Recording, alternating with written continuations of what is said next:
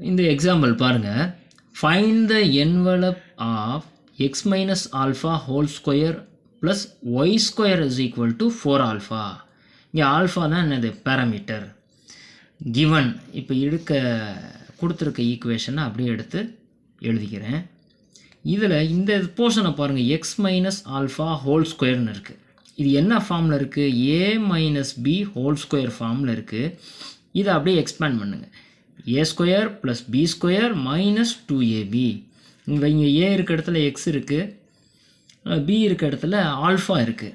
So இதை expand பண்ணிங்கன்னா we get X ஸ்கொயர்லேருந்து இந்த டேர்ம் வரையும் கிடச்சிரும். அடுத்து இங்கே இருக்கக்கூடிய இந்த ப்ளஸ் ஒய் ஸ்கொயர் எடுத்து அப்படியே போட்டுடுறேன். இந்த ரைட் ஹேண்ட் சைடில் இருக்கக்கூடிய 4 ஆல்ஃபாவை லெஃப்ட் ஹேண்ட் சைடு கொண்டு வந்துடுறோம். Minus 4 alpha is equal to 0. இப்போ இது எல்லாத்துலேயும் பார்க்குறேன். ஃபஸ்ட்டு ஆல்ஃபா ஸ்கொயரை வெளியே எடுத்து எழுதிக்கிறேன் தனியாக. ஆல்ஃபா ஸ்கொயர் மைனஸ் வேறு ஆல்ஃபா டேமெல்லாம் பிரிக்கிறேன். அடுத்து ஆல்ஃபா எங்கே அப்பியர் ஆகிருக்கு?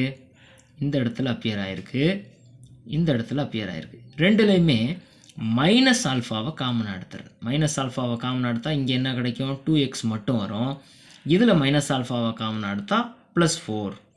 ஸோ எப்படி டேர்ம் கிடைக்கும்? Minus alpha into 2x plus 4ன்னு கிடைக்கும். அடுத்து வேறு என்னென்ன டேர்ம்லாம் இருக்குது? இந்த எக்ஸ் ஸ்கொயர் இருக்குது, இந்த ஒய் ஸ்கொயர் இருக்குது. ஸோ ரெண்டையும் சேர்த்து x square plus y square is equal to என்னது 0.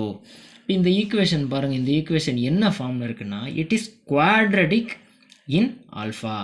இது எப்படி சொல்கிறோம்? ஃபஸ்ட்டு வந்து ஆல்ஃபா ஸ்கொயர் இருக்குது, அடுத்து ஆல்ஃபா, அடுத்து கான்ஸ்டன்ட்.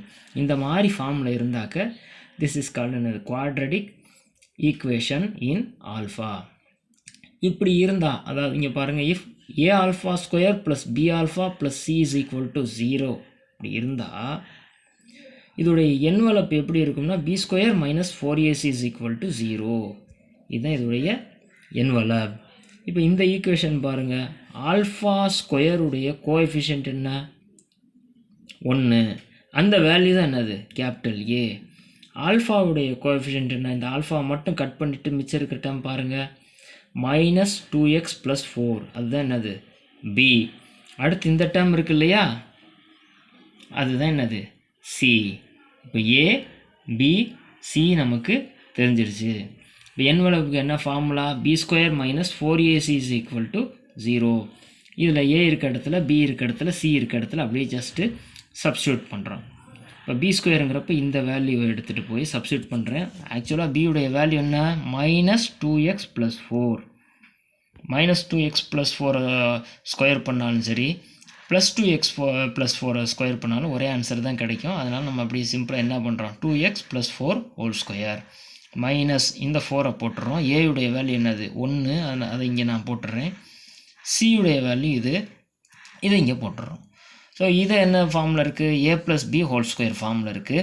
இதை எக்ஸ்பேண்ட் பண்ணுங்கள். A square plus B square plus 2ab. A இருக்க இடத்துல 2x இருக்குது, பி இருக்க இடத்துல என்னது? 4. இதை அப்படியே எக்ஸ்பேண்ட் பண்ணிங்கன்னா இந்த டேர்ம் கிடைக்கும் நமக்கு. இந்த மைனஸ் 4 வச்சு அப்படியே மல்டிப்ளை பண்ணிடுங்க. மைனஸ் 4x ஸ்கொயர், அப்புறம் இங்கே மைனஸ் 4y ஸ்கொயர்னு கிடைக்கும். இதில் 4x ஸ்கொயரும் 4x ஸ்கொயர் இது கேன்சல் ஆகிரும். ரிமைனிங் இருக்க டேர்ம் என்ன? 16 plus 16x minus 4y square is equal to 0. இந்த மைனஸ் 4y ஸ்கொயரை இந்த சைடு கொண்டு வந்துடுங்க. நமக்கு எப்படி மாறிடும்? இப்படி ஈக்குவேஷன் 4y ஸ்கொயர் 16 ப்ளஸ் 16xன்னு இருக்கும். இது எல்லாத்தையுமே 4ஆல் டிவைட் பண்ணோம்னா we get y square is equal to 4 plus 4x. ரெண்டுலேயுமே 4 காமனாக எடுத்துருங்க. So y square is equal to 4 into 1 plus x. இதுதான் என்னது? என்வலப்.